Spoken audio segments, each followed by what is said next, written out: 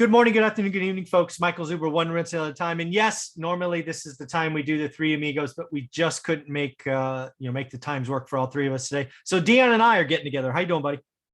Howdy. Ready for round two? Awesome.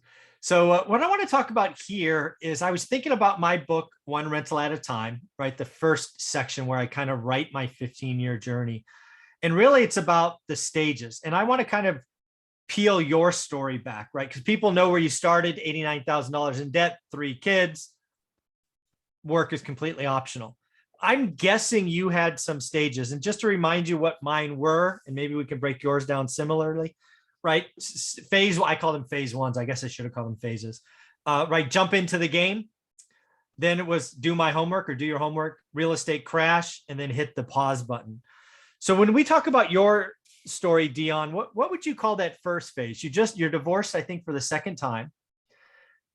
You're in your house, I think, still. You have three children, and you're like 89 grand in debt. I think you're making $17 an hour. What is that? What's that first phase like? So I would like to start with phase 0. Okay. This is the phase I think all of us have, and we live it through school, through college, through work, through credit cards, where we haven't looked at our finances at all. Oh, I made it to 40 without ever having $1,000 in the bank. And a lot of people kind of live their life that way. They're not thinking assets. They're not thinking liabilities. They're just thinking make money and pay for my bills next month. So phase 0 is where I think all of us start. Okay. You were there. You were working Absolutely. all the time. And you at some point you said, I'm going to go into stocks. Yeah, I did. Worked out great. And then it didn't. And I had a couple of marriages. I call those practice runs. And I found out about the $89,000 in debt in my name I didn't know about until the divorce. And really what got me into phase 1 of get into the game was getting laid off from the police department. You know, after Desert Storm, the Marine Corps downsized. And it's funny that we're doing this today on Veterans Day. So thank you all the veterans out there. Yes, thank you all the veterans. So I kind of get pushed out of the Marines because they're downsizing after the war. And then the police department downsizes, they shrink because of the recession, because municipalities make make money from taxes. And when nobody's making money, there's no taxes. Right. After the police department, I went to work for a trucking company and doubled my income. I was making $114,000 a year as an entry-level driver at this company. And they went on strike because those drivers didn't think that was enough money. Oh, wow. So I went to a CDL school to become an instructor, just to fill in the gap while I waited for that company to come off strike, which I never went back to them. So yeah, I was making $17 an hour, and I thought my source of income keeps being taken away due to things outside of my control. How can I take control of my income? Okay. So it wasn't even really make work optional. It was have income that didn't rely on someone else hiring me. Right. Okay. I like that. And where did that come from? Just a little bit of desperation, a little bit of I can't let this happen again. What was that like? It was definitely desperation. Okay. I mean, I remember saying to my kids many times, I'm the kind of person who's going to work until they die. Like there was no option. I have all this debt, making this much money. I have 3 kids to raise. Luckily, my son who went to college, who then became a truck driver because he can actually make money doing that, got scholarships, and he didn't really go, it cost me maybe $8,000 through his whole time through college. So it really was kind of good that way.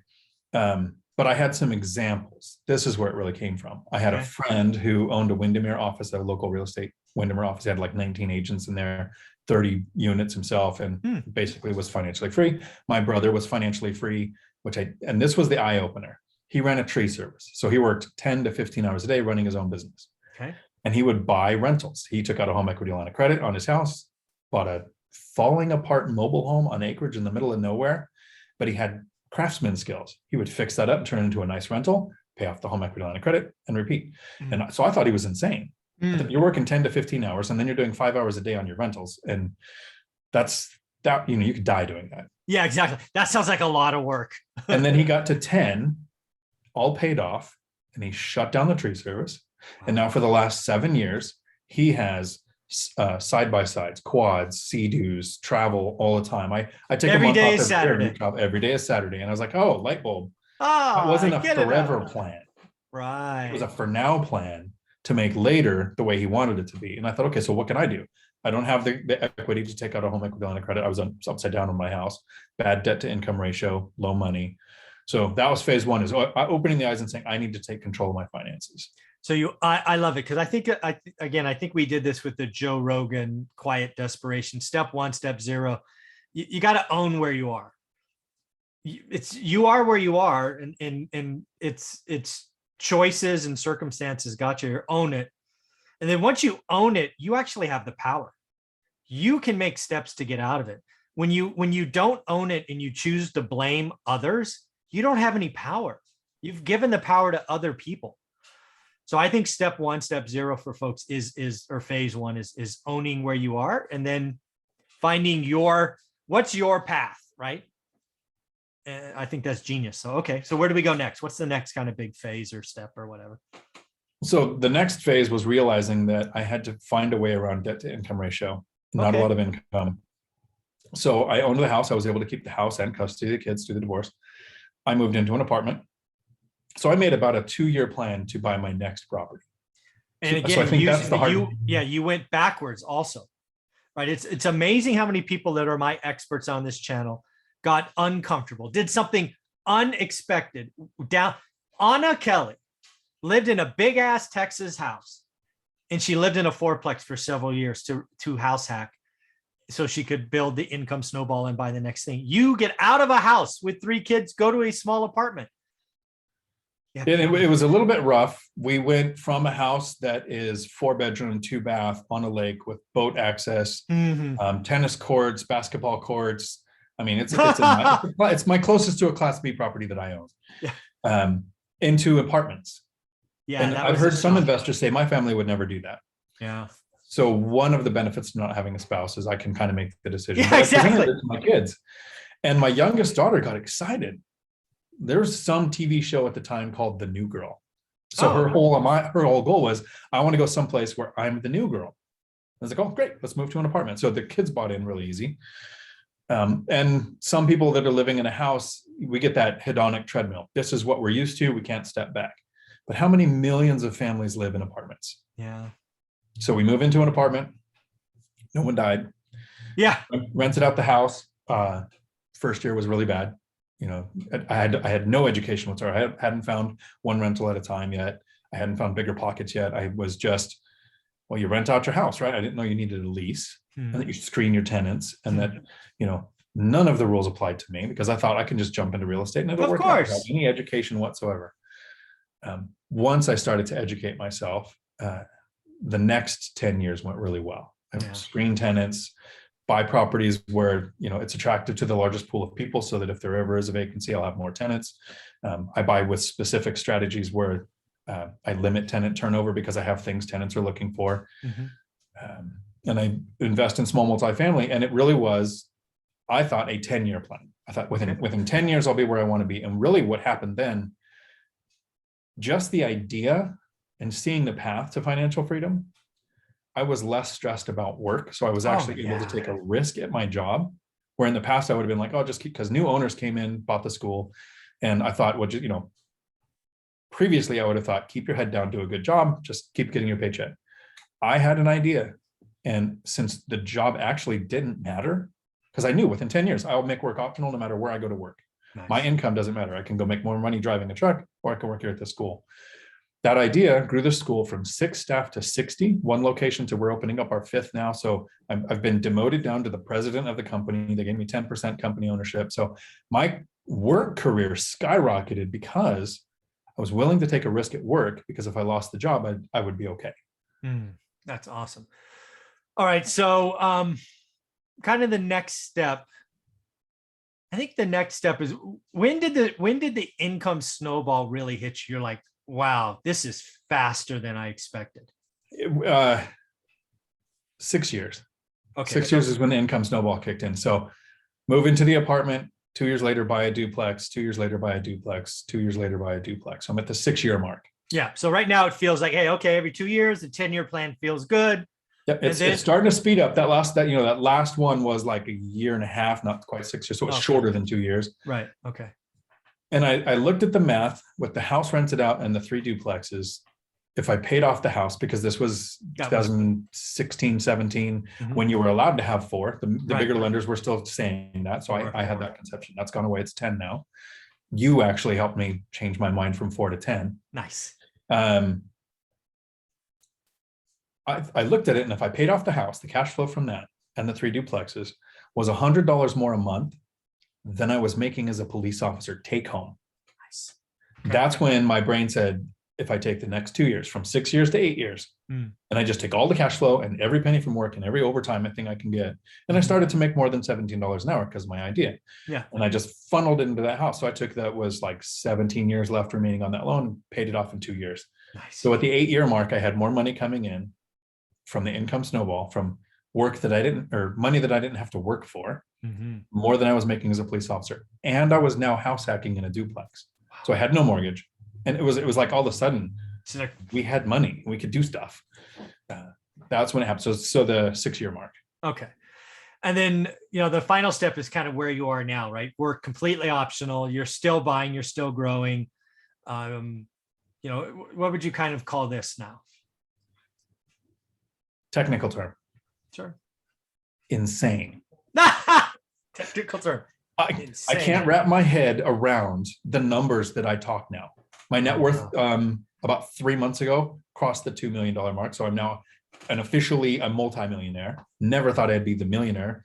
That's amazing. I save up a couple time in the market. Time in the market is better than timing the market. Yes. Yeah. And if it wasn't for the time in the market, that would never would have happened. No. And my W-2 job is not making me a millionaire. No, sorry. The tenant's paying $3,000 a month off on the loans, and the appreciation. And then luckily the appreciation in this last year, not counted on, just, wow, that happened. Whoa. 16% in our area. Nothing else I could have done could have generated that amount of money other than actually winning the lottery, which I only bought lottery tickets when I was super poor. Exactly. Me too. I'm like, no, I worked too much for this money. I'm not giving that to the state. It's a tax. Yeah. It is a tax. It is a tax on people who make less money. Yes, it is. I think people that make more money don't tend to buy it. No, it is. Yeah. And so the insanity now is trying to bring other people along, look and saying, look, a couple of years ago, I bought a brand new Corvette. Now I buy a brand new F-250 with every option you can imagine. And my assets are paying for this. It's not money coming out of my pocket. I set aside basically $700 a month from cash flow to buy my next thing, which was going to be a Tesla truck as soon as they're ever available. Like the Cybertruck, or whatever they call that thing? Yeah. You and my wife, she already put the deposit down. She wants a I put the deposit down too. Yeah. Yeah. She's a little Asian lady. She's going to be in a Cybertruck. It's like, honey, that's not going to work. I mean, that's going to look weird. I think she'll be perfect. I think she'll be perfect. I'll drive mine down there. We'll take pictures side by side. There you go. Yeah. She still wants it too. She just talked about it the other day. It's really cool. And I was very entertained when Elon Musk was giving the demonstration, and look, hey, it's bulletproof. They shoot with a 9mm, no problem. And then they break the window, the unbreakable window, twice. Yeah, exactly. Whoops. How did that happen? Yeah. And I'm with him though. It broke, but it didn't shatter. Yeah. It stopped the thing. So I'm still want to buy one. Oh yeah. Absolutely. And the second part of insane for me right now is it feels like anybody I'm trying to bring along to this financial freedom point, it's dragging them kicking and screaming. I know. I can't house hack. I've had people say I can't save. And I'm like, you can't take $1 and put it in a drawer every month, just $1 that you don't touch. Well, I could do that. Well, then you can save. Now you have a number. Now you improve it. Is it $5, $10, $20? What is your starting point? So that, because if it isn't measured, it can't be improved. So you start measuring it. And then there's people in your comments that go, that's not true. There's no way in 10 years you went from debt to financial freedom. And I'm like, here's the county records. Yeah. Here's my tax returns. Like, this is what's happening. It's like people want to find a way to say this can't happen. Yeah. I don't know what to do. All we can do is keep showing up, keep talking weekly. Eventually it'll come. I built the How to Get Started One Rental at a Time, my exact process. And I can say now that thousands of people are doing it, but there's tens of thousands of people that should be. It's a straightforward process, buy box daily. It's not sugary. It's not warm and fuzzy. It's like, no, this is the path. You could argue with me and stay at the bottom, or you could get on the freaking path. I don't get it. Yeah. Kicking and screaming is right. It does get a little frustrating sometimes. Yeah. I have friends, and I purchased a duplex in May, and some of them are investors, and they said, I never would have bought that duplex. Prices are too high. And I said, okay, here's my return. Yeah. I've done the binder strategy. Taxes or rents are where I expected them to be. I'm getting better than a 10% return. And they go, oh, I totally would have bought that deal. Well, you wouldn't have bought it when you saw it. I have my friend who's closing on her duplex, who you're going to send a card to. I think she's signing on some middle of next week. Oh, I'm so closing happy. docs. I'm so happy. She's paying $555,000 for a duplex that's right down the street from where I paid $298,000 for my duplex. And we talked about this in a video last week. Her return is better than mine. So many people that I give the numbers to, they say, oh, that's, if you paid that much, I would never pay almost twice. Well, her rents are over twice. Yeah. So you have to pay attention to the whole picture. Yeah, Yield. It's the yield. I mean, I don't know why people don't get that. They think price, unit count, this, that. No, it's yield. How hard is my money working? That's all. I will buy the asset where my money works so hard. It's a duplex, fine. If it's a 100-unit building, fine. If it's a house, fine. I don't argue. The numbers are the numbers. And to be fair, to say I understand this because I'm doing this. But, my friend, this is her first purchase. Should I share this? I'm going to share this. One of the reasons why she was able to pull the trigger is I looked at the deal. She looked at the deal, and I said, okay, you should buy this deal. And she said, that's a lot of money. And I said, okay, great. You buy the deal. And if you don't like it when you're done, I'll buy it from you for exactly the amount of money you have into it. I've done that. Yeah. And so now that she sees the return, she hasn't even signed closing docs yet. She sees the rent. She sees what her monthly payment's going to be after a gap month. And she said, I'm making money. Like, I'm profiting one month into owning this. And I said, you're right. Congratulations. Congratulations. Done. Welcome. Right. Welcome to financial freedom path. One step, one rental at a time, baby. Let's go. Yeah. Oh man, this has been so much fun. And yeah, folks, we're going to drag you kicking and screaming every week. You can fight it. You can argue with it, but we're just going to keep showing up. So Dion, where do you talk? What's your channel? Right here on YouTube, Dion Talk Financial Freedom. I'm pretty active in the Bigger Pockets Facebook groups, Real Estate Rookie, the official Bigger Pockets Facebook group. I try to answer every question that comes my way. That is awesome. You do a great job with that. And again, you do a live stream every Tuesday, right? Tuesday evenings. Yeah. For the people who can't make the weekend ones. Yeah, that's awesome. Thanks, Dion. Ciao.